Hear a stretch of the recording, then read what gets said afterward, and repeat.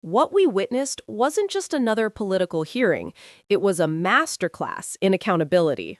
Senator Amy Klobuchar systematically dismantled the credibility of a man seeking to lead America's premier law enforcement agency. With surgical precision, she exposed years of conspiracy theories, election denial, and attacks on the very institution he hopes to command. This wasn't theater. This was democracy defending itself. And what emerged was more troubling than anyone anticipated. The moment Senator Klobuchar began her questioning, the temperature in the room shifted. She wasn't there for political grandstanding. She came armed with receipts, dates, sources, exact quotes. Her first strike was devastating, confronting Kash Patel about his claim that Donald Trump had every right to call elections rigged because they were. This wasn't some offhand comment from years ago. This was August 27th, 2023, on a major podcast platform. When Patel responded with his now familiar refrain, or "I don't have that statement in front of me," Klobuchar didn't blink. She methodically reminded him that these claims had been rejected by courts, including Republican judges. The evasion was immediate and telling. But Klobuchar was just getting started. She moved to perhaps the most damaging territory, January 6th and the Capitol Police. Here was a man seeking to lead the FBI who had accused the brave officers who defended democracy of lying about their experiences. When confronted about calling them cowards in uniforms who broke the chain of command, Patel again retreated to selective memory loss. The pattern was becoming clear. When faced with his own words, documented and dated, he consistently claimed ignorance. This wasn't forgetfulness, it was strategic deflection designed to avoid accountability for increasingly indefensible positions. The COVID vaccine supplement promotion revealed another layer of concern.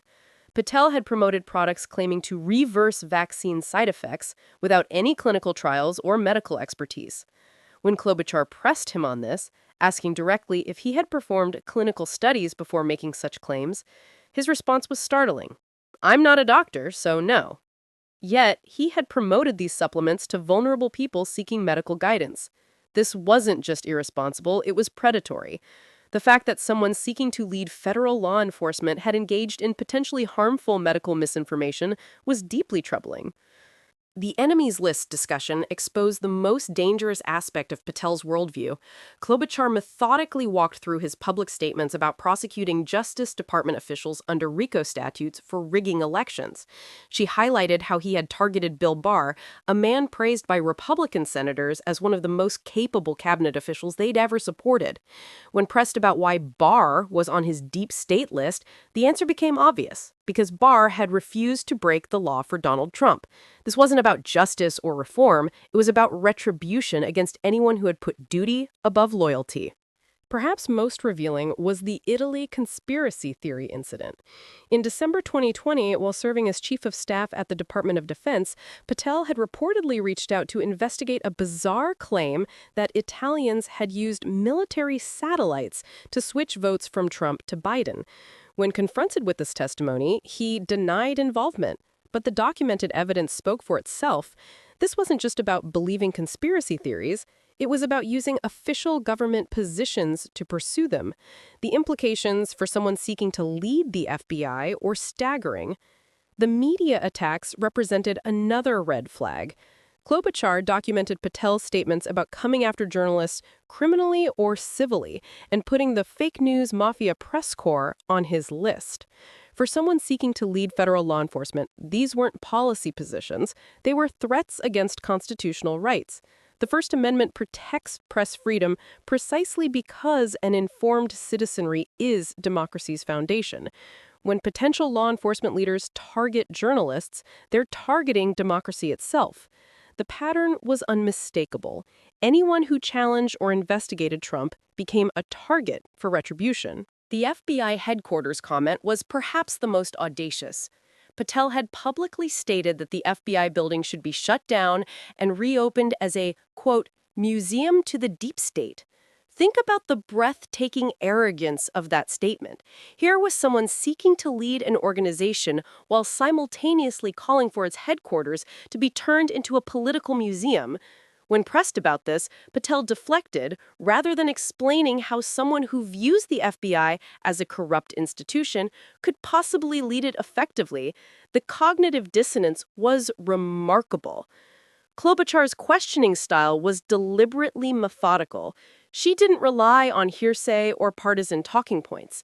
Every accusation came with specific dates, podcast names, and documented sources. When Patel repeatedly claimed not to remember his own statements, she calmly noted that these would all be entered into the official record. This wasn't about gotcha moments. It was about establishing a pattern of documented behavior that directly contradicted the judgment and integrity required for FBI leadership.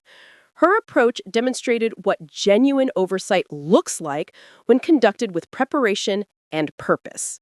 The broader implications extend far beyond one nomination hearing. Patel's rise represents something more dangerous than simple partisan politics.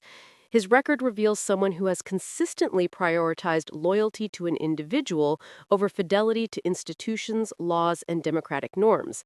The FBI director doesn't just run an agency. They set the tone for how federal law enforcement approaches truth, evidence, and justice.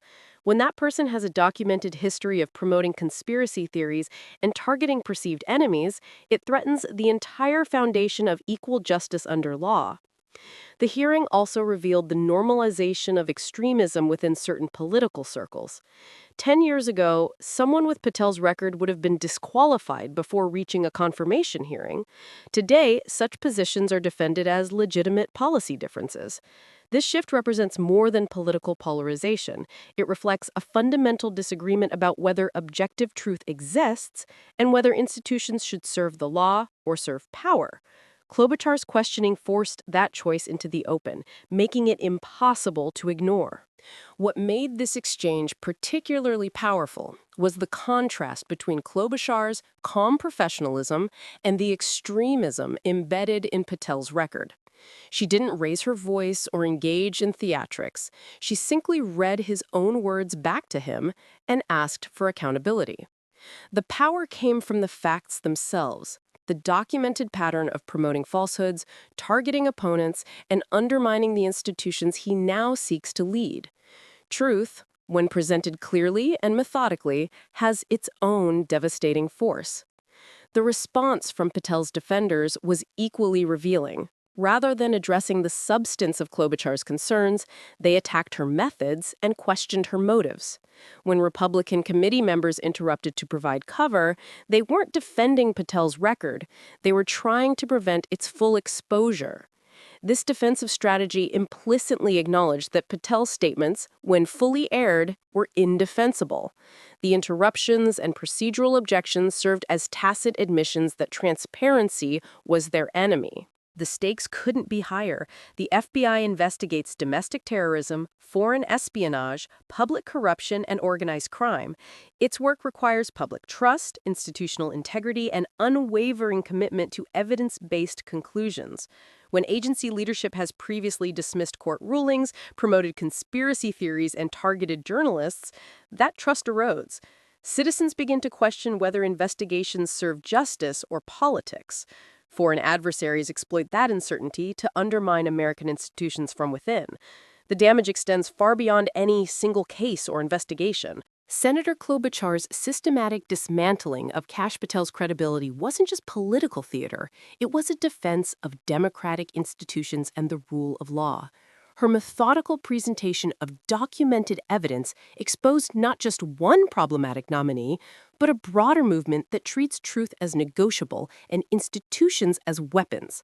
The hearing reminded us that confirmation processes aren't mere formalities. They're democracy's immune system designed to prevent those who would corrupt institutions from gaining power over them. Whether that system still functions effectively may determine the future of American justice itself.